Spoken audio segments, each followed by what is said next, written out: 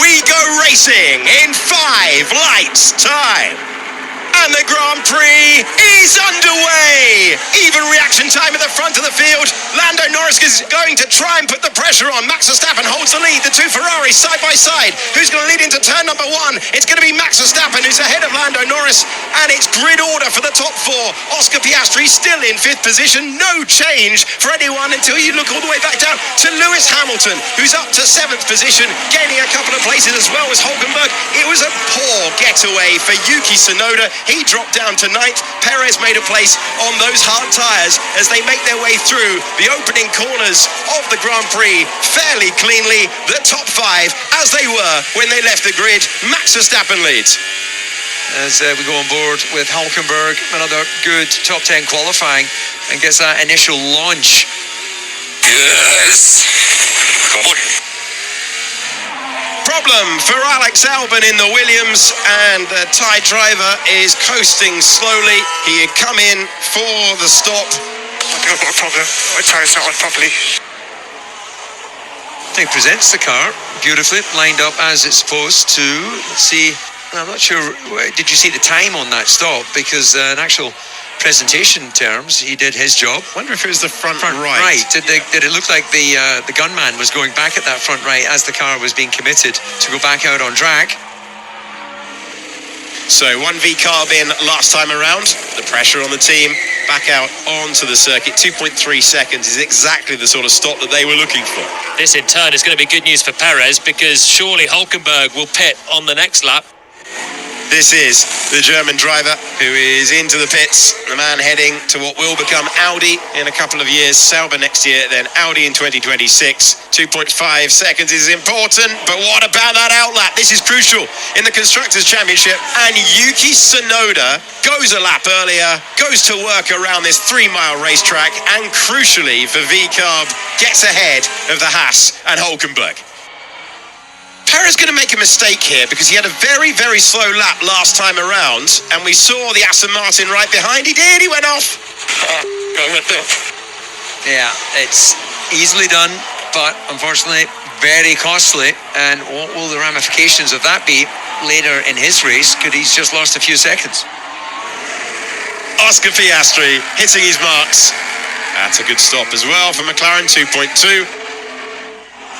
That's Yuki Tsunoda. Now, that's the overtake that we were mentioning earlier in the broadcast. Can you turn the outside into the inside and improve your position? Tsunoda up to 12th with that, and Hulkenberg, fighting sergeant, knows that if he's going to try and stay with the Japanese driver, he'd have to be inventive, and he was. Yeah, Logan Sargent must be feeling punch drunk after those two moves. This is on board with Lewis Hamilton into Aqua Minerale. Yeah. Just bottom out and locked up under rotation and straight through the gravel. Verstappen retaking the lead that he held at the start of the race. This is going to be such an important moment in the Grand Prix for Oscar Piastri. Charles Leclerc gets used to those hard tyres and how they compare to the mediums. Can Piastri put the pressure on? Time for another overtake now with Sergio Perez. He's cleared the Haas of Nico Hulkenberg and is up to 9th position. Yeah, it's fairly straightforward, just pure performance, fresher tyres, and en route to towards Tsunoda. And the RB20, the Red Bull car behind, out of the slipstream, and that's an easy pass up to 8th. Tsunoda looking for another points finish again today. Hulkenberg completing it, and Ricciardo just trying to put the pressure on the Haas. Here's the chance for Lance Stroll. Wow, slam dunk stuff. Through he goes with the better drive off the corner. Through he goes in the Aston Martin. This is Charles Leclerc. He's heading to the Variante Alta. Yeah, I thought he'd scampered over the chicane, and he just takes the route across the turns on the racetrack that make up 14 and 15. Yeah, that didn't work for him at all. Not that that was a strategy, that was a mistake. Here's Stroll making the pass. He uses the DRS, he uses the greater speed, he uses the fresher tyres, and he gets by. Up to 9th position. Canadian driver finds himself improving, and that's a good return to the points if he can stay there. The main losses to Lando, turn 2, turn 6. Yeah, my tyres don't work, mate. Just information, Max, that's all. Yeah, same for me. Verstappen is complaining about it. I see. Oh, good. I'm pushing, mate. So I guess the main thing to focus on now, Max, is as the gap is less than 5 seconds, we really can't afford any track limits. So focus on that, mate. There he is. He can see the race leader. The laps are ticking down. And Max knows he's got to be just a little bit more careful on track limits, which might cost you a tenth or two a lap, just that in itself. This is going to be absolutely fascinating. Norris knowing that if he can keep it clean, he will be able to have the chance to heap the pressure on. But he let me buy even more stupid.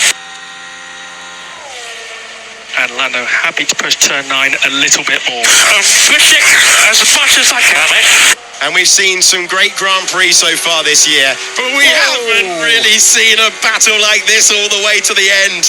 Lando Norris, he told us he was pushing DC, and we saw that he's absolutely wringing the neck of that car. I'm so sorry for the sound effects, but that's within not even 3/4 of a kilometre. He's been right over the edge of the rear tyre twice. He's upped his own pace. Verstappen, he was 1,000th off his best lap of the race on the last lap. Norris is still chiming away, some decent lap times, still slightly quicker than Leclerc behind on the last tour. But Verstappen has managed to find a little bit more. Gap's as low as it's been though, 1.4 seconds, still Norris sliding on the rear end.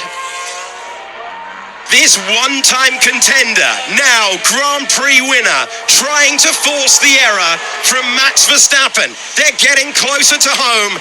Norris chasing Verstappen all the way to the checkered flag. Right, the next big stop is the tricky one. This is where we know Perez made a mistake earlier in the Grand Prix.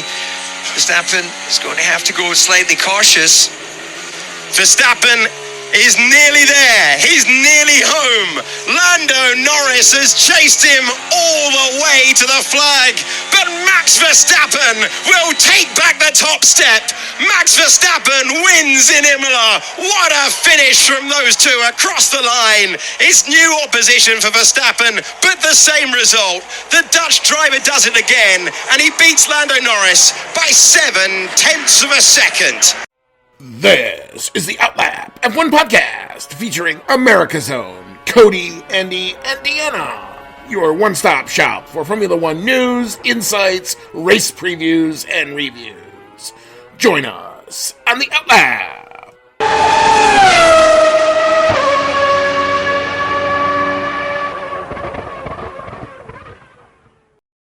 What is up, Outlap F1 Nation?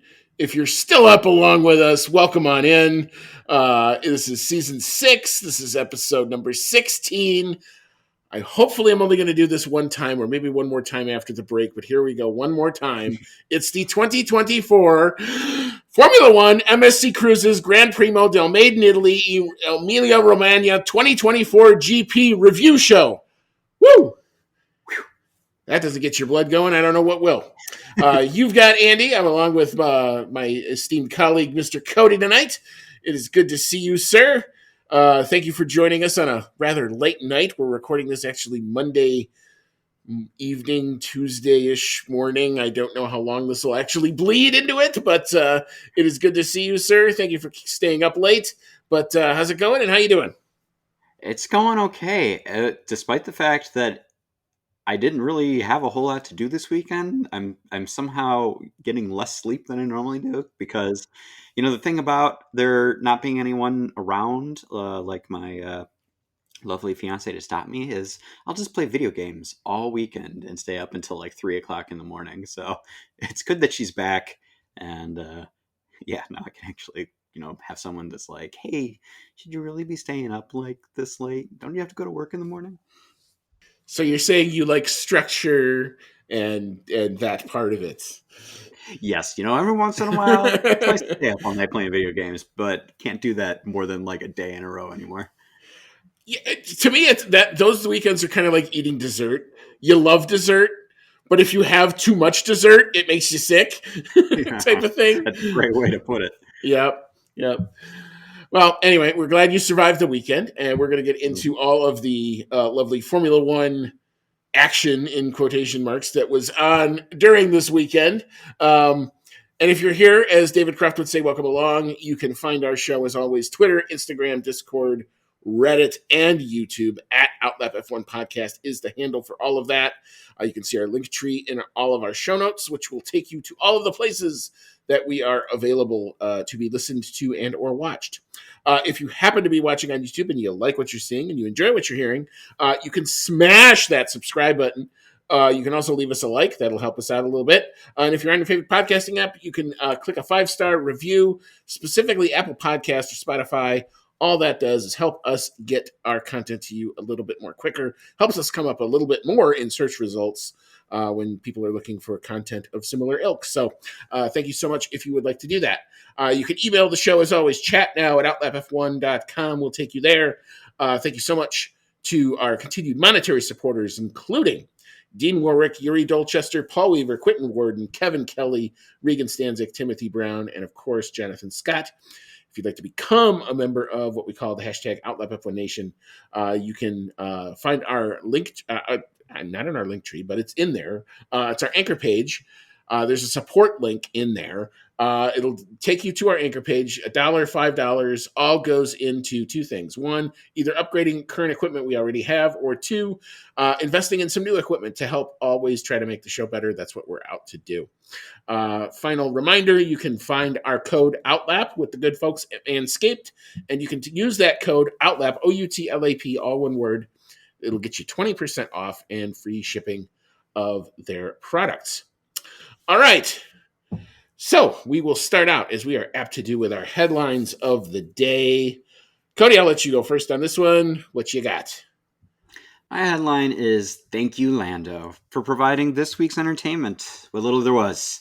Yes, this was definitely not the most exciting Formula One race that we've seen in a long time. In fact, I thought I was going to be all ready to get up at 8 in the morning and watch it. And after that late night playing video games, really hard to stay awake because this one was a little dry, folks. But at least, for those last 10 laps or so, the excitement did get dialed up because we saw what we thought was going to be a fight for the win right at the end between Max and Lando. Yeah, my headline is pretty much the same noise that I seem to make many times during the course of this weekend, which was, damn, so freaking close.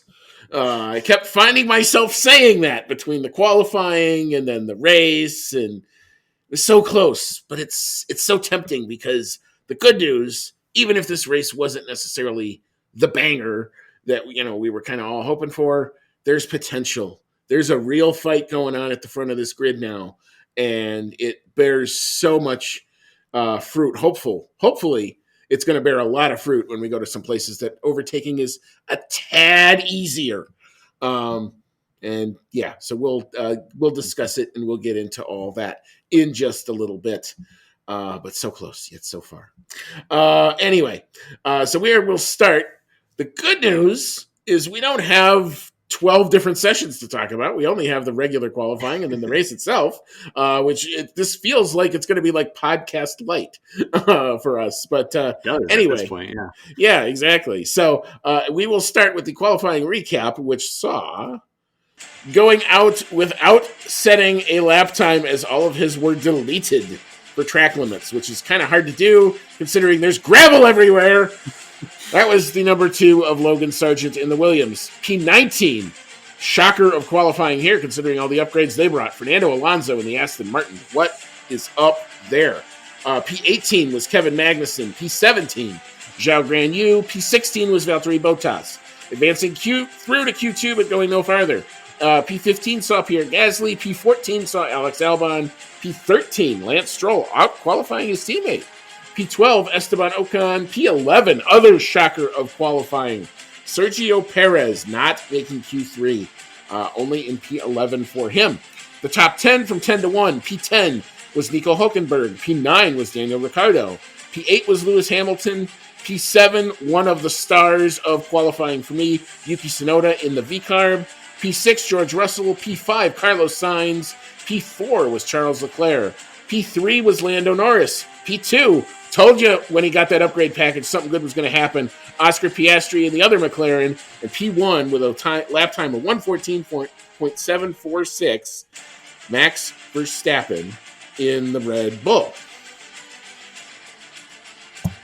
Cody, big thoughts on the qualifying, which probably was the highlight of most of the on-track action.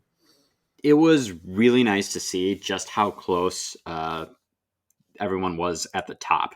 We've got Max Verstappen, Oscar Piastri, Lando Norris, Charles Leclerc, your top four, all within, I think, less than 0.3 of each other for their best times in Q3.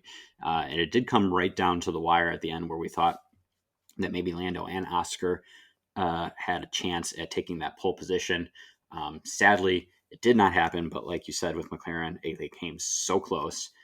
Result of this is we see Max tying a couple records. I think he's got now tied for most consecutive poles as well as most consecutive poles in a single season, which is, just Max continuing to, smash more records. It just kind of seems like another day in his life now. Also, as you said, a couple big surprises there. Fernando Alonso not handling the car very well. Pretty much the whole weekend, he seemed to be off the track quite a bit in practice sessions. Obviously had a hard time putting in a good time for qualifying. And Sergio Perez, quite a ways off from Max this week. I'm hoping that this is not signs of what is to come, that we're going to get the same thing that happened last year where he kind of fades away in the middle of the season. Probably a little too early to call that. So we'll just have to wait and see. Yeah. Not a straightforward weekend by any stretch for the Red Bull team. The Friday running of what, there was, what I saw, Max did not look comfortable. Sergio did not look comfortable. The car did not look fully dialed in. So actually kind of a great job by Red Bull and Max to kind of pull this out when they were looking vulnerable kind of from jump to still manage to put it on pole. So if you're in that camp of, it's just the car, maybe take this as kind of the evidence against that, because, the driver kind of has something to do with it. And Max is really, really good, in case you hadn't noticed. So yeah, I mean, that was kind of a great recovery for them, if you actually want to think about it in terms of the weekend, because it was looking, if you looked at just the Friday running, you're thinking, oh my God, this is like Singapore all over again. They can't seem to get their stuff right. But, and you look at Sergio, I always kind of say where Sergio is probably where the car legitly is probably. And then you look at the difference and it's almost a second. So, I mean, the driver definitely has something to do with it. And kudos to Max on putting it together when it mattered, especially late. The McLarens actually brought it for, both Lando and Oscar, I thought nailed their both respective laps. I don't think they had any more in it. And you're talking about less than a tenth. I think for between Max and Oscar, it was 0.78 seconds. That's nothing. So they're there. They're in the fight. So at least that makes me encouraged as a McLaren booster. But just Max doing Max things. He can pull it out of the bag. He's worth 2-3 tenths on his own. So kudos to Max on pulling it out there. One bit of post-qualifying issue that popped up. Oscar Piastri, despite finishing in P2, I had to love his tweet. I had to love his tweet afterwards, where he's like, "Well, that was fun for a while." Did pick up a 3-place grid penalty for impeding one Kevin Magnussen at the end of Q1. Pretty much a team mistake. I think the team even admitted it. Neither McLaren driver should have been out there, if you ask me. They sent them out there on sets of used soft tires at the end of Q1 to basically cover to see if anyone was going to do dramatic track evolution, which did not happen, number one. And number two, by the time they actually got out of the pit lane, because that's where you build your gap now, they had no hope of making the flag. So it's almost like, well, why didn't you just shut the car down and let the crews come and drag you back? But they opted to send him out. And because of that, K-Mag was on a flying lap And, it was in kind of that S section at the early part of Sector 1. And, yeah, Oscar impeded him. What else can you say? I mean, he tried to get out of the way as soon as he could. It's not a thick racetrack. There's not a whole lot of extra room. I don't know where you're expecting him to go, but the team were not on the radio loud enough, probably. So it's a worthy penalty. I get it. I accept it. But the fact of the matter is, I think McLaren dropped the ball. They shouldn't have been out there. All right. Well, that's it for the quali. So we will now move into the race. Look at this. We are flying through. So we will start with our back markers. And those back markers saw the Williams of Alex Albon get the dreaded did not finish after a really awful pit stop, which kind of ruined his day. The other guy who just had just a terrible day and a terrible weekend, Fernando Alonso in the Aston Martin, he finishes the race, but does no better than P19 on the day after Aston Martin basically turned that into a glorified test session for him. P18 was Valtteri Bottas, P17 Logan Sargent, P16 Pierre Gasly, P15 Zhao Guanyu, P14 Esteban Ocon, and only managing P13 in a V-carb that sometimes looked pretty spicy at times, Daniel Ricciardo in the V-carb. Cody, big thoughts here in the back markers. Well, it was proof that it is difficult to pass at this track, that Fernando Alonso did not advance any farther than where he started. I think Aston Martin kind of decided that, he probably wasn't going to advance too much farther up given the way that this track is. And they decided also that they don't really have a good grip, it seems, on these upgrades that they brought to the car. So they kind of made Fernando Alonso into the test mule for the day. I think they put him out throughout the race on all 3 compounds of tires, I believe, kind of trying to maybe get a feel for how the car was going to react, trying to get more on top of the car's performance. It was one of those rare instances where it seemed that Lance Stroll was just overall qualifying and in the race the better performer. I think that's going to be a common thing, but it does happen on the occasional occasion. So, rough one for Alonso. Bad luck for Albon as well. You were mentioning his bad pit stop. Seemed like there was kind of a run of bad pit stops throughout the feeder series as well. I don't know if you watched any of the F2, F3 stuff, but there was some instances of tires flying off cars in the pit lane. It got a little messy there. I tried to watch some of the F2 live, and I think that hits at like 3 a.m. local. And so I was fading in and out of consciousness. So I do have like an appointment to go back and watch some of that. I heard the F3 sprint is crazy, that I want to go watch that. And I've heard, I saw enough of the F2 to know where everybody finished, but I didn't see a lot of the pit stop work. So I'm definitely going to go back and review that. But yeah, I saw some of the melee. And if you wanted to see cars off the track and into the gravel, F3 and F2 is where you had it this weekend.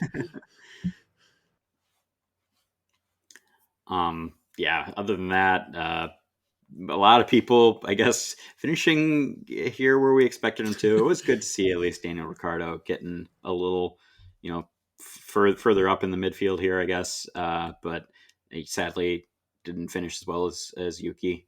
But yeah, everyone else at the back here is pretty much, we got the Alpines, which are kind of a staple here at the back right now. We got wow. Can you tell I'm a little tired? I am drawing kick Saubers. We got both the kick Sauber cars back here. We've got both the Williams cars back here. These cars are the cars that could really use some strong upgrades here. We've talked about how Williams has got to put together some things with how the team operates in the background as well right now, which may be why they faded back quite a bit this year. But yeah, man, it's rough. It's rough for those teams right now. Yeah, rough in the back and at a track where it was also very, very extremely difficult to overtake, especially just given the size of the vehicles here. So we will move then into the midfield, which saw Kevin Magnussen finish in P12, P11 Nico Hulkenberg, P10 Yuki Tsunoda. There he is yet again in the points. Good for him.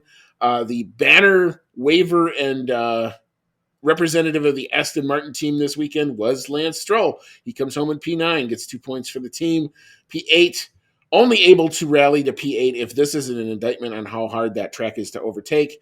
Sergio Perez in the Red Bull, only able to net 3 places in the positive direction from where he finished up in qualifying. P7 was George Russell. We'll have to talk about the Mercedes' interesting call at the end of the race. P6, Lewis Hamilton. P5, Carlos Sainz. And P4, thought he also deserved a better fate again. If not for the penalty, who knows what could have happened. But Oscar Piastri and the other McLaren did get at least one of his 3 places back to finish up in a strong P4. All right. Well, we did see at least a bit of a battle between Piastri and one Carlos Sainz. Piastri not necessarily able to get past Carlos Sainz early, but did flip him over in the pit stops. Mm-hmm. Yeah, it was probably the easiest way to get around people on this track, I would think. And yeah, he just missed out on the podium, like you said. It seems like Oscar Piastri's whole year so far this year has been like a story of what could have been. Like, what if he didn't get the grid penalty? What if safety cars didn't happen when they did, and whatnot. So he seems to be continuously the butt of bad luck. And I really hope that changes for him soon, because we're seeing that he is performing very well. Maybe he still needs to get a better handle on tire preservation if there's any critique of his style right now. But overall, he's a very strong performer. Definitely deserves that McLaren seat that he got into. Yeah, I mean, I am nothing but very, very hopeful to see what can be done for one Oscar Piastri. I'm also loving his social media account right now. He's been just kind of on fire. Apparently, he's looking for excuses to say every race on the calendar is his home race. So if you're a genealogy buff, Oscar Piastri would like to have, or maybe will contract your services. So, he's trying, I think he's currently searching to see if he has any Monegas blood in his veins. Because I saw a tweet that said, by the way, I'm 0.3% of have Italian blood in me. So I'm using this as my home race now too. But anyway, it's kind of been fun. Him and Leclerc have been going back and forth this week, at least after the race. So it was actually a good way to enjoy social media in a positive way. What a concept. Yeah, I mean, the Mercedes is, just kind of, this is just where they are. Whether they're just the 4th fastest team, then they're kind of on an island right now on their own. Not really able to make any inroads. Curious decision at the end. I want to bring this up. George Russell, who was I don't know if he was just complaining. I didn't get enough of his team radio to know if he was just bitching and moaning about his tires, but Mercedes decided to box him with about 10 laps to go. And of course he gets into clean air, and what can you do in clean air and fresh tires? You're going to set the fastest lap. So he recovers one of the 2 points that he lost by going behind his teammate, but yet finishes 12 seconds behind his teammate. So are you telling me that Mercedes boxed him to have him go get the fastest lap to finish net -1 point? That don't make no sense. Help me understand this. I mean, unless George was really, really suffering on his tires, that's the only way that makes any sense to me. Well, he only lost the position to Hamilton, right? Correct. So really, Mercedes is netting as a team the same number of points +1 because he got the fastest lap. I guess you could look at it that way. As far as George's points itself, for him, it's a loss of 1, but the team still bags an extra point, which, as you said, I get that, but why then are you not boxing the guy who's lower to get an additional point? If this is because Lewis is going to Ferrari and we're starting those games now, that's going to be a very spicy garage. Like, I know all is not right in Toto Wolff land right now anyway, but damn if that's what that was, because I don't get it. But anyway. Yeah, they're not one. Yeah.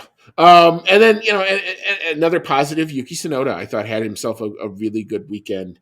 At one point, I think he was in, Q2. I think he was P3 or something like that. So definitely had some pace, could put it together, couldn't make it consistent, was kind of my takeaway of that. But definitely showing some good things for the VCARB team. That is a team that's going to be annoying to those top five throughout the course of the rest of this year. But I guess we shall leave the midfield there. There wasn't really a ton of, usually that's where all the drama is. I wouldn't say that that's where the drama was. If you wanted drama, believe it or not, you had to look at the top two positions. And really the top three, I thought, actually had a pretty good fight amongst themselves this time. P3, Charles Leclerc gets Ferrari a at-home podium in Italy, to the delight of all of the Tifosi that was there. P2, who suddenly found the rocket ship McLaren that apparently, finally, it just took a while to get from Miami to somewhere in Italy. Apparently, it took 50 laps or something. But Lando Norris found some outstanding pace at the end of that race. But it wasn't quite enough to beat Max Verstappen in the Red Bull. A net difference less than a second, 0.725 seconds between the two of them. I'll take you through what I saw, but Cody, what did you see amongst the top two? And was Max, would Lando have gotten him if we had one more lap? It's tough to say. I think Lando would have been, I think if we had one more lap, the way we'd be looking at this race would be very different, because it ends up being that Lando Norris couldn't quite get there. He ran out of time and nothing happened. Max just gets the win and everyone is happy with what they did. Obviously, McLaren probably a little disappointed that they didn't get the win. However, I think if we did have another lap or two, Lando would have been right there and we would have seen the gloves come off, because I don't think there's any way in hell Max would have just let him by. He would have been fighting hard for that. And Lando's got, the taste of victory now, so he would have been fighting equally as hard. Honestly, it probably would have been really exciting and would have kicked this race up from, a 3-star to a 3.5-star, I guess, for me. But I personally think Max would have still taken the win, probably because he would have gotten rough and did everything in his power to block Norris. Yeah, and the other thing is it was very difficult to overtake. I mean, we kind of saw in full view Oscar Piastri faster than Carlos Sainz, clearly faster, and not able to get a move done. Several attempts going into that turn one on the main straight. You did tell me actually in the pre-show that they shortened the DRS zone. What were they thinking with that decision? That one has me just boggles the mind. A lot of other things I thought they did with the track of bringing in more gravel, those are good things. And, we didn't have nearly as many track limit things as I thought we were going to have throughout qualifying. So all that was fine. But you only have one really real place to overtake. You put the DRS zone back to where it is. I know we don't all love DRS, but god dang it, we need it. And this track definitely needs it. Or they need to find an excuse to have it somewhere else too. Because damn, it was just really hard if you were quicker behind somebody, unless you were willing to sacrifice potentially your entire race. It was going to be really hard. So I don't know, again, it goes back to, would Lando have won in Miami without the safety car? We'll never know. Would Max have succumbed to Lando with another couple laps? We'll never know. All I know is for most of the race, it seemed Max had a pretty comfortable lead. It was about, I think at one point ballooned to like 7 seconds. And Leclerc actually was within DRS of Lando at one point on that hard tire. And then Leclerc has the off, and it was like watching the timing.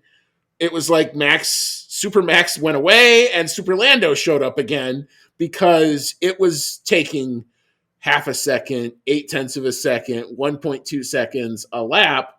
And he just ran out of laps. I mean, just the deltas were such that it was getting so close. And Lando, I thought, made a really good point in his post-race where he said, you know what? You're driving one way to get up to the back of somebody, and then you hit that dirty air wall.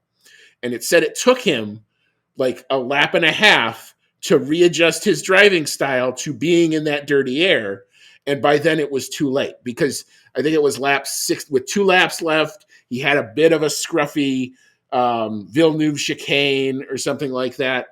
But I thought listening to his radio, the key message came from his engineer, Will Joseph, that told Lando, stop trying to get the entrance to that chicane, but focus more on the exit. And it was after that message that I thought that really helped kind of key in Lando's pace and got him going again when it looked like he might have even maybe finished as low as third because Leclerc was right on him. And then, Leclerc has an off. That kind of buys him some distance. But then all of a sudden, you're watching this on the time, and I went, that's interesting. He took like a second out of Max. And then 2 laps later, it's like, nobody's noticing this, but that gap's under 5 seconds. And then the TV finally picks up on this, and then they saw what, but it was just kind of interesting to watch just kind of how subtly it just kind of happened. It was just really strange. It didn't look like anybody was doing anything different other than maybe those tires just went through their graining cycle and then they hooked back up. But but if you are a harbinger of things to come, if this is a harbinger of things to come, pump this into my veins because there's a fight going on at the front.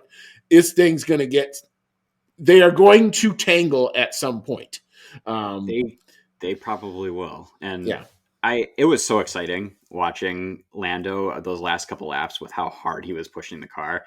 Like I was on the edge of my seat thinking he was going to wipe out because it was, he was like kind of getting a little loose at times. It was right on the edge of the gravel. Like you were wondering, maybe is he pushing it a little too hard? But you could tell he really wanted it. And with how close the qualifying was, it makes you really think next weekend at Monaco, is there a chance? It's another track where it's really hard to pass.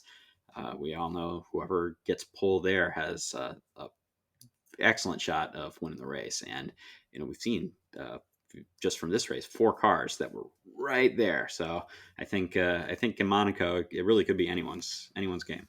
Yeah, that Saturday qualifying is going to be appointment television. Mark it now. I will be there. I am ready. I will have all of the screens and all of the timing sectors all ready to go. It will be amazing. But yeah, I mean, that was probably the best part of the race was, I would say, the battle at the front between those 3. So yeah, I mean, there is definitely potential, but Max gets it done. Like I said, that dude is not bad. To kind of, I heard a good kind of comparison. It's like when you have somebody who's that good like Max is, you don't just get an advantage on him and think you're going to beat him once. You got to beat somebody like that like 6, 7, 8 times in the same event to really do it because he's still going to have that little bit that he was holding back a bit that he taps into. But I think he tapped into just about everything that he had this race. So, let's see what happens. It's definitely going to be interesting for things to come. But all right. And then again, as I went, damn, so close yet so far. But anyway, good results, I think, from McLaren. They actually were the team that scored the most points of all the constructors this weekend. So they had a very solid race for them, for sure. All right, so we will leave this race here. We will take a quick break. We'll re-rack. We will tell you what this round did to all of the standings. We'll look at the teams. We'll look at the top 10 drivers. We'll then open it up to my favorite segment, the fan email segment, where you will get some listener feedback on what they saw throughout the course of the weekend. We'll hand out some awards. We'll talk about predictions. Predictions are also pretty damn tight this weekend, too. And then we'll get into some final thoughts. We'll talk a little snippet about IndyCar, but we're going to do that in our Monaco preview. But talk a little bit about it. But come on back and we'll get into all of it.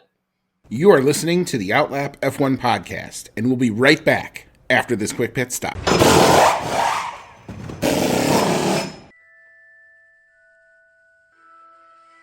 Grab your flu powder, broomstick, or apparate to your favorite audio streaming service to join the discussion on Hogwarts, a podcast, where Dan and his friends have in-depth chapter-by-chapter breakdowns of each Harry Potter novel.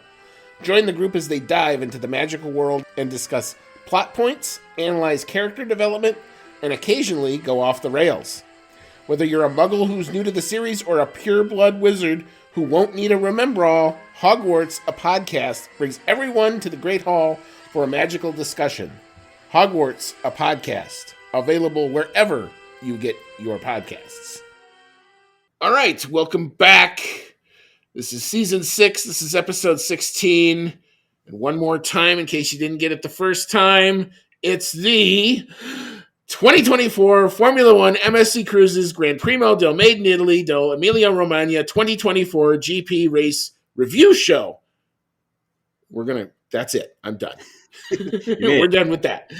We made it. You've got Andy and I'm along with Cody tonight, and we just wrapped up that Emilia Romagna Grand Prix. Congratulations to one Max Verstappen on a hard-fought victory this weekend. So we are now going to look at where the driver and team standings are after this round. So, Cody, if you want to do the drivers, I will come in with the teams. Yeah, sure thing. So first place is Max Verstappen. He opens up his lead a little bit this weekend. He is up at 161 points.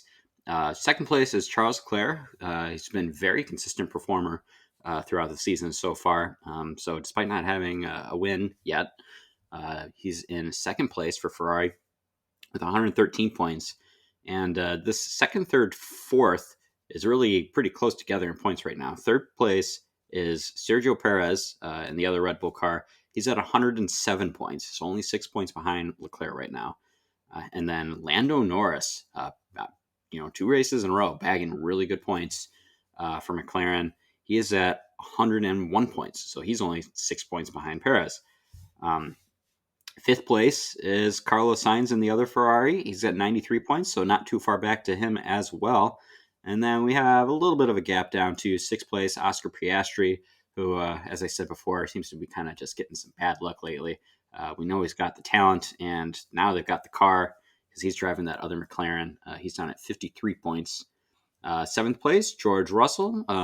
Relatively quiet weekend, I think, for Mercedes. You said that they're kind of on an island right now in terms of performance.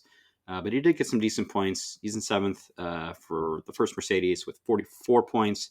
And then just behind him is teammate Lewis Hamilton in his last year with Mercedes in eighth place, currently at 35 points. Ninth place, dropped back a little bit after this race because Fernando Alonso had a bit of a stinker this weekend. But he is still hanging out with decent points. He is in ninth place with Aston Martin at 33 points. And then wrapping up the top 10 is Yuki Tsunoda, pretty much sneaking into that 10th place, 9th place whenever he can to continue to bag good points for the V-Carb team. He has 15 points so far. Yep. Being just annoying to be there and in the picture. So good on you, Yuki. I'm actually quite enjoying his driving this season for sure. All right. So as far as the team goes after this round of the F1 season, Red Bull Racing Powertrains, no shocker there. They are in P1 they're up to 268 points. P2 is Ferrari. They check in with 212 points. P3, McLaren Mercedes now fully entrenched in that P3. They are up to 154 points. P4 is the Mercedes Works team. They check in with 79 points. P5 is the Aston Martin team. They're on 44 points. P6, the VCARB team, Red Bull Honda RBPT, which is the VCARB team. They check in up to now 20 points. P7 is Haas. They remain on 7 points. P8 is Alpine with the solitary 1 point. And P9 and P10 are Williams and Kick-Sauber, respectively, both on 0 points. All right. So you have now heard our takes on the weekend. We are now going to open it up to my favorite personal segment, the fan email segment. We've got our good stuff from a lot of our normal contributors. We've got a new one, or one who only contributes every once in a while, but it's good to see all that. Good traffic here. Cody, it's your time to shine, man. What you got? All right. Our first fan email comes from Rachel Fleming. Thank you, Rachel. And she says, well, that was a race, which I firmly agree with. I think when the commentators kept mentioning the 100% chance of a safety car, I knew this race was doomed, barring those last couple laps. It was a very poor race weekend for the older guard of Hamilton, Perez, and Alonso. That will bring loads of comfort for the Ferrari fans at Imola, seeing Hamilton lock up and go off. Comfort for now, maybe, but he's going to be that Ferrari driver next year, so I think they probably want to see good stuff from him. But I suppose it could be worse. They could be Williams. I mean, good God, that was such a poor mistake with the pit stop that led to an absolute disaster all around, including a stop-go penalty and having Albon stuck on the mediums for half the race. Hard to see how it could have been worse. However, I promise I will be positive, and Yuki again gave a good performance. If Audi cannot get signs, Yuki could be an option for them. I see more potential in Yuki than Bottas and Joe, but that's just their take, or just Rachel's take. Yeah, thanks, Rachel. I definitely agree that it was a race. Definitely not a banger. But at least we did have that little bit at the end. I didn't even really think about it that on two fronts there, that yes, it was kind of the older drivers of Hamilton, or more, I guess, tenured drivers of Hamilton, Perez, and Alonso that performed poorly. It's also a little weird to think, I guess, of Hamilton and Perez being among the old guard. But man, I guess like Alonso for sure. Like Alonso was, hitting his heyday when I was still like a teenager. But yeah, it's kind of weird to think of Hamilton and Perez being kind of in that same group now. Yeah, bad one for Williams. Not much else to say there. And yeah, we already said that we're very impressed with Yuki ourselves. He's been much more consistent, I think, as time has gone on, which, is I think a natural course for drivers. They get used to driving Formula One, they get used to the cars and how things go. But Yuki, starting out in Formula One seemed to be really hot and cold. Like some days he was awesome, and some days he was just nowhere. Driving the car off the track, having bad qualifying. And yeah, I think last season and this season, he just seems to be finding that consistent groove. He's best friends with like that 9, 10, 11 place. And that's, I think, really the best he can squeeze out of that car. It definitely makes him a good option for other teams looking to fill their seats. And there's a lot of that right now. Everything's up in the air right now. So who knows? He might have his name in the ring. Yeah, I mean, doing what he's doing to put his name out there, definitely adding to a ever now more impressive CV, as it seems every week that goes by, which is good and which is exactly what he needs to do. He's either going to put pressure internally at Red Bull / VCarb for one of those, the merry-go-round of seats, or if he's, like you mentioned, he needs to seek employment elsewhere. There's definitely some good viable options that are around that will either be a slight update for him or potentially, give him the potential to maybe do some more scoring. So he's definitely doing everything that I think he's being asked to do. So that it definitely is a positive thing. Yeah, whenever commentators mention 100% chance of a safety car, it's kind of because, they kind of want to see one. This was also the first bone dry Imola weekend since it's come back to the calendar. And I think that I remember when it came back to the calendar, my first thought was, oh, I like that track. It's going to be really hard to overtake there. It's going to kind of be like Monaco, maybe even a little worse. And yeah, that's kind of sort of what happened. It only took 3 years to have it happen. But, Rachel, to your comment about, poor old guys not doing so well, I guess that's very true. I mean, Hamilton, just kind of his weekend was meh, not great, not terrible. Perez, yeah, did not have a very good weekend, and neither did one Fernando Alonso. I think both of those guys were struggling to get on top of the various updates and upgrade packages and kind of struggled, I think, more than they anticipated with car setup. Whether or not that's going to continue throughout the course of the next few races, that will be kind of the determining factor.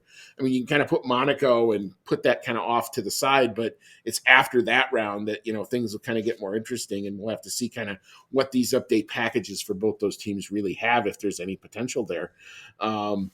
Yeah, I mean, really rough race for Williams across the board. I mean, they're not able to bring the updates as everybody else is doing. Why? Because they were spending time building the third chassis.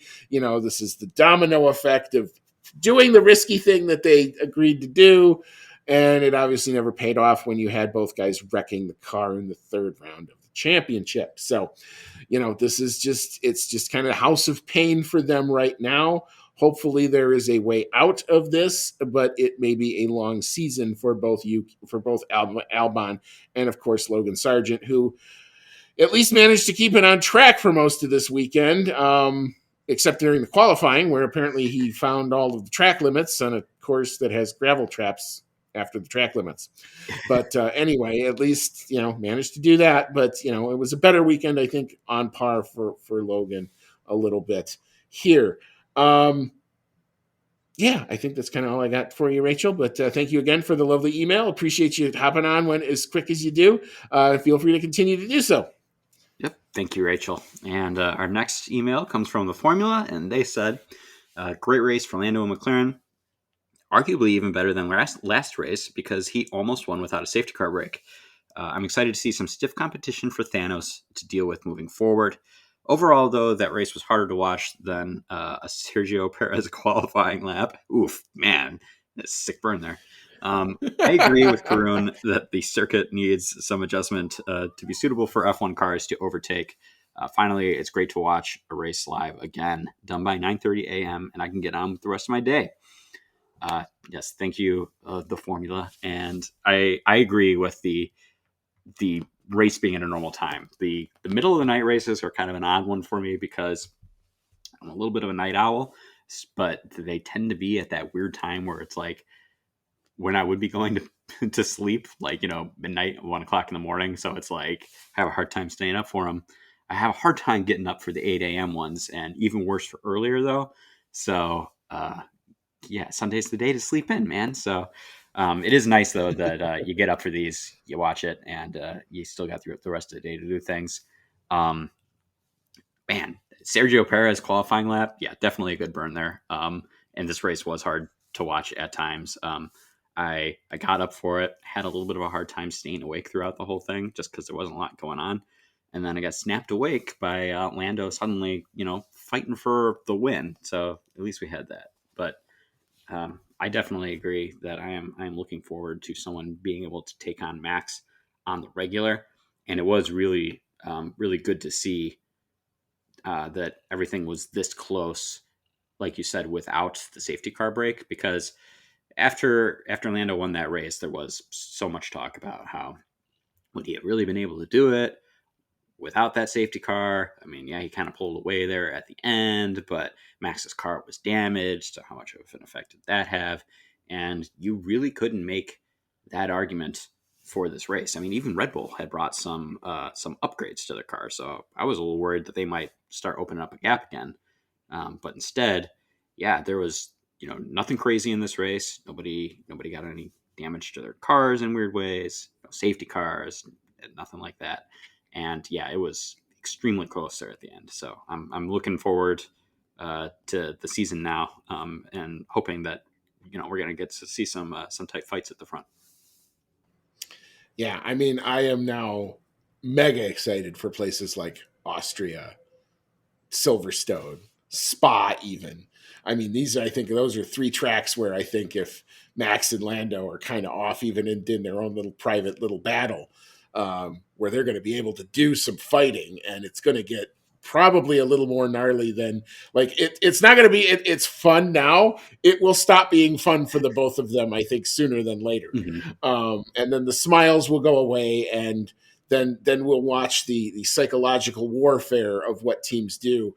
And I know Zach doesn't get along that great with Christian, so there's all of that to come. So keep tuned. I don't know who does anymore, other than maybe some Red Bull shareholders, of which whatever.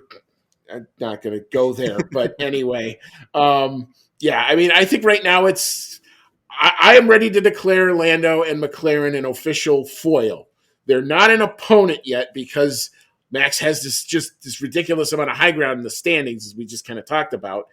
But if Lando can be clipping at his heels every other weekend or every weekend, and it's going to force Max to, one, not just walk away and waltz away with an easy, cool as you like victory, but, 2, have to push and earn it.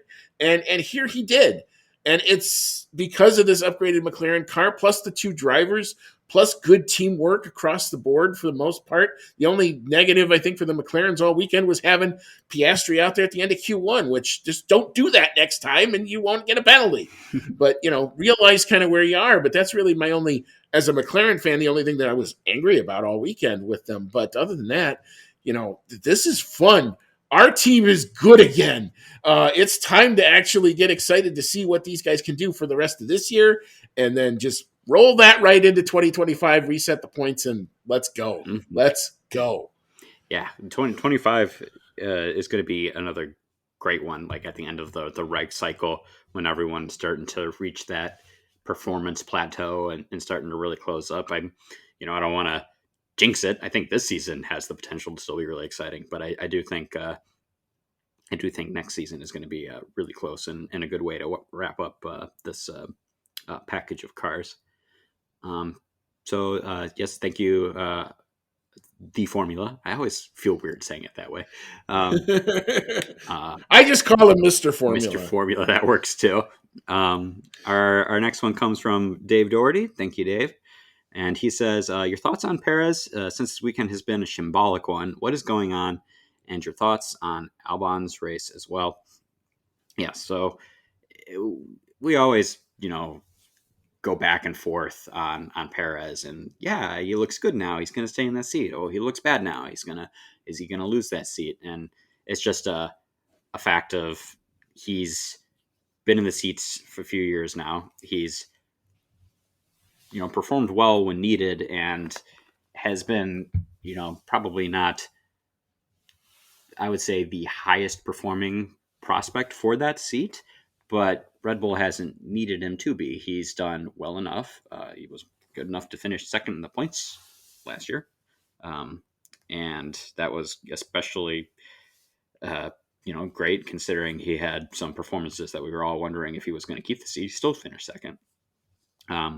But they only needed him to be that good because the car was fantastic.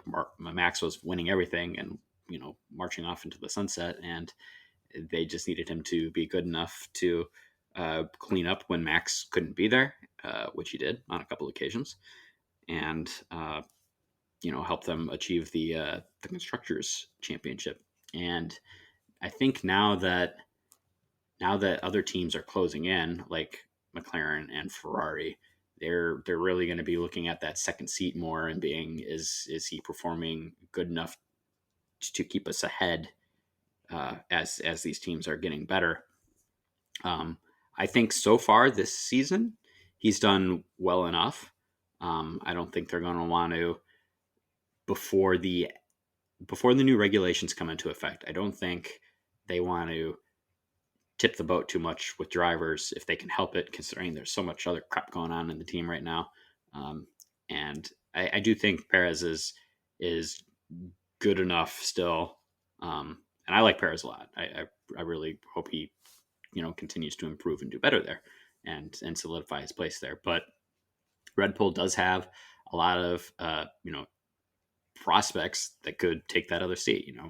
There's been links to Carlos Sainz. Down in VCARB, you've got Daniel Ricciardo and Yuki Tsunoda, who I'm sure would love to have that second Red Bull seat. We've got Liam Lawson, who I don't think would jump right into the second Red Bull seat, but he probably wouldn't be more than a couple of seasons off. So, yeah, I guess that's my long way of saying my thoughts on Perez, and I think he's had a bad weekend this weekend. Yes, that's true. He didn't qualify very well, but you got to, take that with the grain of salt that, new upgrades. Even Max wasn't super comfortable with the car throughout the weekend. And on top of that, we've already established it was very hard to pass here at Imola. Had it not been so difficult to pass, he might have been able to have a more decent recovery drive. And, at least make it up into the top 5, I would think, and actually, get some decent points. It's just kind of a side effect of the track here as well. So I'm not really ready to write him off yet. If you got anything to add on Perez, or if you want to take Albon. I think you said pretty much just about anything I probably could have on Sergio. I mean, That seat is the double-edged sword that it is. I've always said that, being Max's teammate means you are always compared against Max, and there is no room for error, and they don't let you fail at Red Bull Racing. They just don't. You either are executing or you're gone. I've already seen the article come out that says, well, we certainly hope that was just a blip, because if it's not, there's going to be more pressure on that seat. Well, of course there is. Red Bull haven't needed a second seat to be really there. It's just kind of been something that they can have. It was more a luxury than a necessity. But now, if the gaps are coming down and you have two quick McLarens to worry about and two quick Ferraris, who are also right there as well, to worry about too. That now you need that second gunner to do things and to be there for strategy and to be a rear gunner and to help score points, to offset some of these other teams from gaining. Now, they have such a lead in both the constructors and the drivers right now that they can afford some one-offs like this one, but that's only going to run out. I mean, you still got 18, how many rounds we got left to go? 24 in the year, so there's a lot left. we're 7 in, so we got 17 left to go. So there's still plenty of opportunity if it becomes, more than a one-off. If this becomes a trend, if he is scoring single-digit points in 2 or 3 races in a row, I don't know who's going to be the one that comes out and says it, but somebody's going to put some pressure on that second seat, especially given the merry-go-round that's still far from settled. And, you just look at the other driver in the Ferrari, I think he's going to have a big say in who settles where. Because I think that's the linchpin that's going to, once that domino goes, you're going to watch them all go, kind of almost in succession, because he's either the plan A for somebody or all these other teams have their plan B and plan C, and the contracts are basically written up, and it's just, well, who are we divvying them out to? It's going to be like cards, man. It's going to go crazy. But yeah, so that's kind of my thought on where Perez is. In terms of Alex Albon, just a rough weekend at the office, really, if you're a Williams, because that car hasn't been able to get any of the upgrades that they would have probably wanted to give it, because they've been so busy building that other chassis. Maybe now the team can actually focus back on and try to get an upgrade package through and into the car. We know that could take anywhere from 6 to 8 weeks, given what all these other teams have done and how they've gone about their upgrade plans. And that's, do they have enough money in the cost cap and in their budget to still do that? So, yeah, it's definitely a house of pain. But, I mean, in terms of this race, yeah, just a bad pit stop. Didn't get the wheel on enough. Lucky that he was able to bring it back. But that's a easy open and shut. You didn't have 4 wheels attached to your car. So, yeah, he gets the stop go, and that kind of ruined his day, and that was kind of the end of all she wrote for the Williams team here. All right, so our next email comes from Jenny Donahue, and I like this question because I think it is something of a harbinger of things to come. And she says, any guesses on how long Max and Lando will remain, air quote, close friends now that Lando is actual competition for Max? I'm guessing Max will show his true colors per usual when things aren't handed to him, and it will get ugly fast. Any thoughts? I think I've already kind of said this. I'm pretty sure at some point it's going to stop being fun. Right now, Max is happy that he has somebody who can actually race with. The second Lando crosses him, and we haven't seen that happen yet, we're going to find out what other side of Max, if that other side of Max comes out. So far, the only person that's ever truly brought that other side out has been Lewis Hamilton. And that was pretty much an equal machinery when they were going at it, ding-donging back in 2021. Do we see something like that happen again? Now, it's going to help that Max has this very nice, almost 60-point lead right now on his buddy Lando Norris. But Lando's form in the last 3 races has been P2 in China, P1 in Miami, and P2 here. So that is going to slowly maybe even erode a little bit. But I don't think it's going to get really spicy unless Lando can get within 25 points, because that's a Grand Prix distance. But if that happens, yeah, I would expect a pushback from Max. He's not going to give it up without a fight. This is a guy who's got stuff in his toolbox too for psychological warfare, and he will deploy as needed, I'm sure. Yeah, I think it'll start to get ugly the first time that they are truly, like on track, competing for the win. And inevitably someone's going to force someone else off the track, or they're going to collide or something. It is, there's something to be said about the fact that it seems like they enjoy each other's company and are friends off the racetrack. But I've seen a lot of commentators bringing up that Lewis Hamilton and Nico Rosberg used to be friends before their time at Mercedes, and that eroded very quickly once the championship was on the line and there's true competition between them. I see something like that happening in this instance too. Hopefully they can just compartmentalize and separate what happens on track versus what happens off track. But the thing about Formula One, or really any pinnacle of sport, is there's so many people that want to be in Formula One. There's only 20 seats, right? So I feel like to be in Formula One, you really not only need to be a top performer, but you need to really be kind of ruthless in order to get and maintain your seat there. And I think we're going to see that side come out of probably both of them once the competition gets that close. We've already seen that Max can be quite ruthless, during his really close competition with Lewis Hamilton and, with his teammates and whatnot. And, Lando, I don't know if we've seen quite such an explosive side like that with him yet. But he's got what's going to be a very competitive teammate himself with Piastri, who will probably start to bring that side of him out. And if he's, fighting for wins and hopefully in the next couple years here, championships, I'm sure both of them will start to be at each other's throats on the track. Yeah, I mean, this, I still think we're in the "it's kind of cool that you're up here, Orlando" phase, and that will wear thin the second that, like I said, once there's contact between the two of them, once one crosses the other, we didn't get a chance to really see. I thought the truly disappointing part of this race is they both got a good launch off the line, but we didn't get a chance to see Lando equal with Max going into that turn.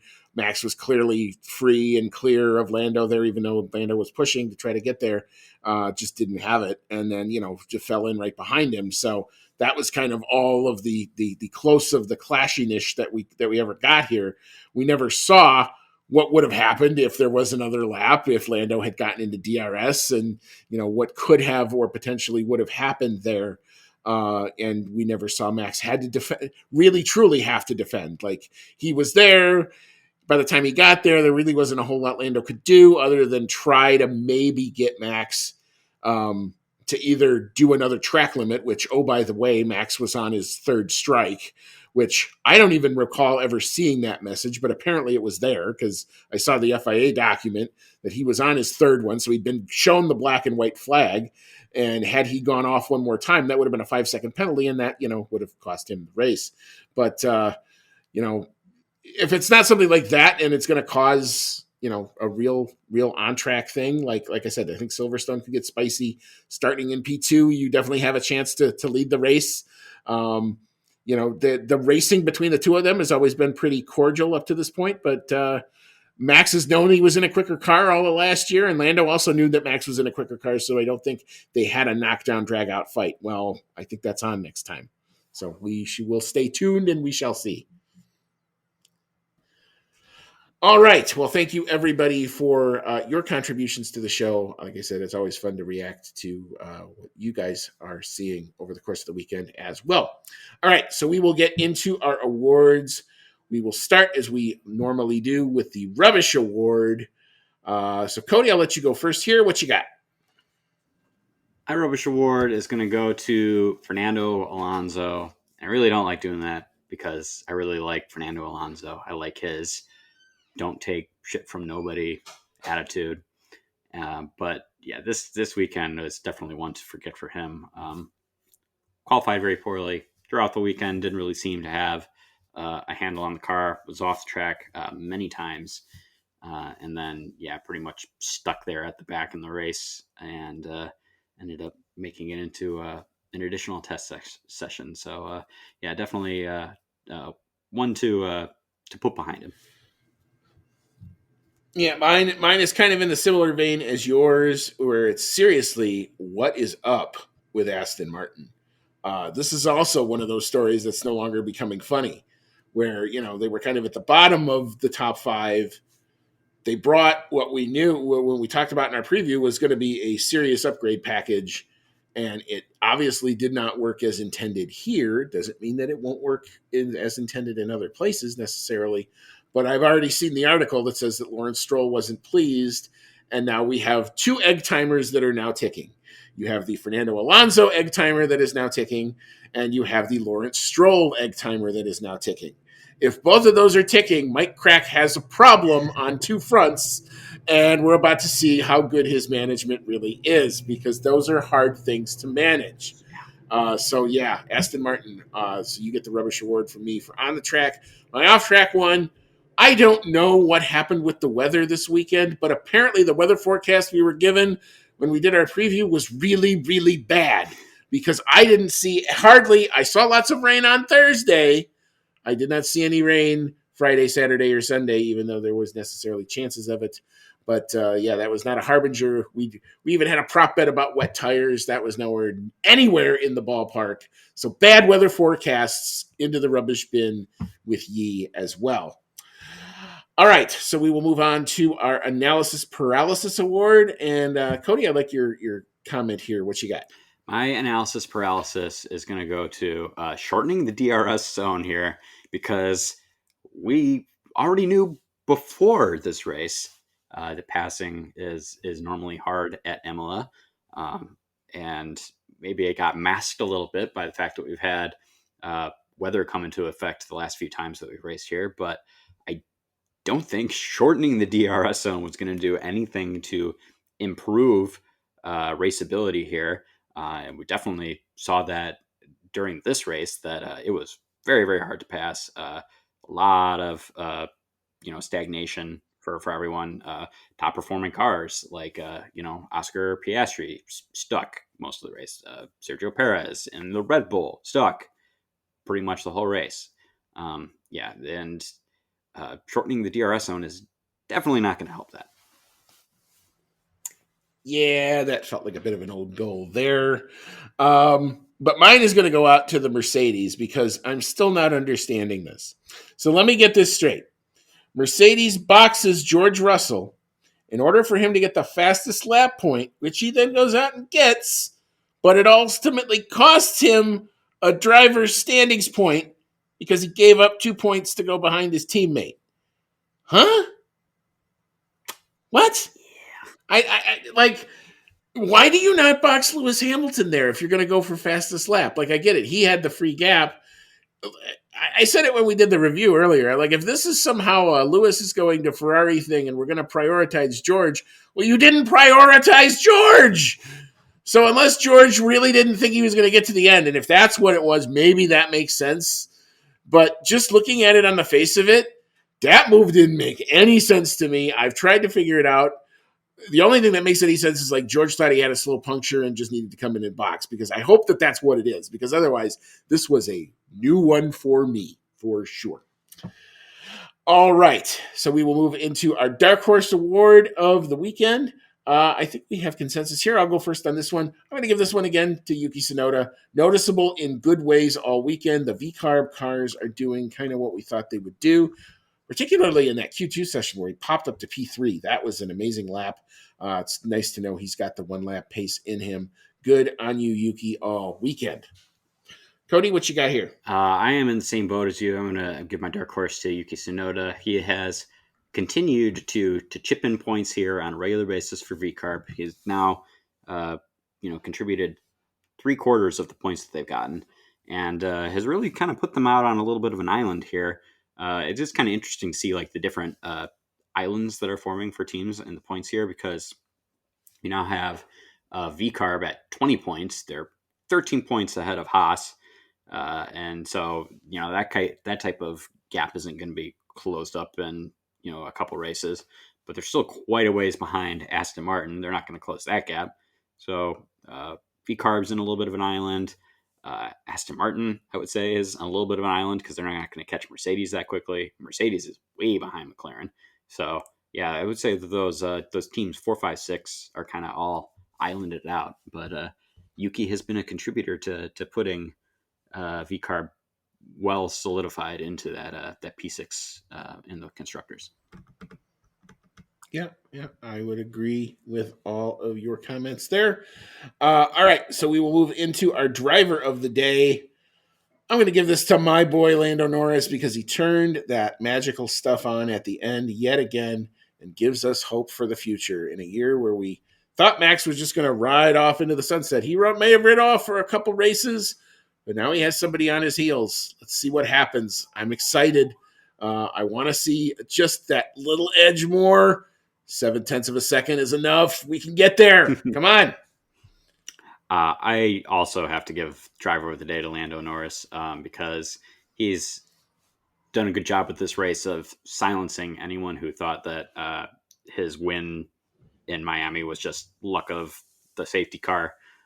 He really proved it here that he has the talent and McLaren has the car to take a legitimate fight on a race by race basis to Red Bull, and that is very exciting because after the first couple races we're in the bag here. I thought we were going to see more of the same as last year, where Max just wins everything, sets new records. I really hope, I got to knock on some wood here. I'm hoping I'm not jinxing it and that Max is going to win like the next 15 races. But there's definitely hope here that Lando and McLaren overall can bring us some excitement this year. Yep. Totally agree with you there. All right, so our predictions ended up almost as close as the race did. I finished the weekend with 5 points. I got the pole sitter. I got the P1 podium. I did really good on the bonus picks. I got P4 for Oscar Piastri. I got P5 for Sainz. We have there for Sainz there. Yep. And for that, and I got the prop bet because we had dry running and no wet tires, so no blue walled Pirellis on the weekend.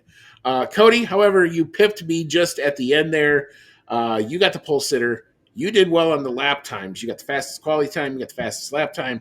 And you, sir, swept the podium. P1, P2, P3, as you had it predicted.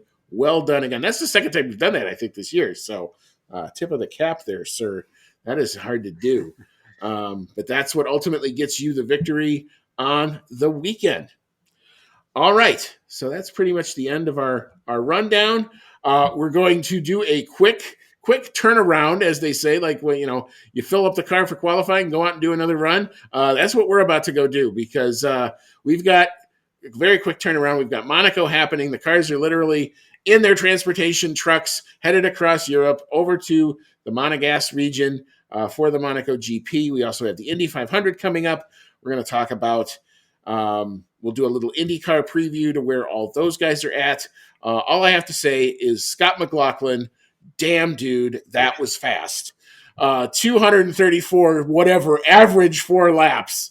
Like just when you didn't think it couldn't get faster, that dude went out and put it down over there at Indy this weekend for the qualifying. Woo! Yeah, that's the record too. It was very impressive performance. Fastest qualifying ever over 4 laps, but hell of a thing. And we'll get into all that. We got to talk a little bit about Team Penske, the Arrow McLaren guys, where they're at, the Kyle Larson, the Chip Ganassi guys, Kyle Larson doing the double and putting that guy in any sort of car, and he's quick. Kind of an amazing thing. He did the double even on Sunday. He did a qualifying at Indy, got in a chopper, got on a plane, got in another chopper, went and raced in the All-Star race. And if you want to talk a little bit of NASCAR, we got guys punching each other at the All-Star race too. So there's a whole lot of tomfoolery going on over there. But anyway, we will talk about a little bit of everything right back in our Monaco preview, which will drop later on this week once I can finally get all this stuff done for this one. But We'll put Imola kind of in the seal bag for now. We'll move on to Monaco.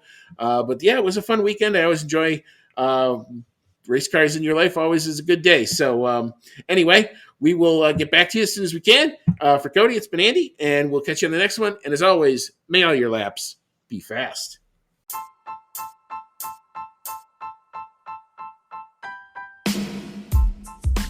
Thank you for listening to today's episode of the Outlap F1 podcast. If you like what you heard, click that subscribe button and be sure to leave us a 5-star review. If you want to connect with us outside of the show, check out our website at www.outlapf1.com. Find us on Twitter and Instagram at OutlapF1 Podcast, or email us at chatnow@outlapf1.com. As always, thank you so much for your support, and we'll see you on the next one.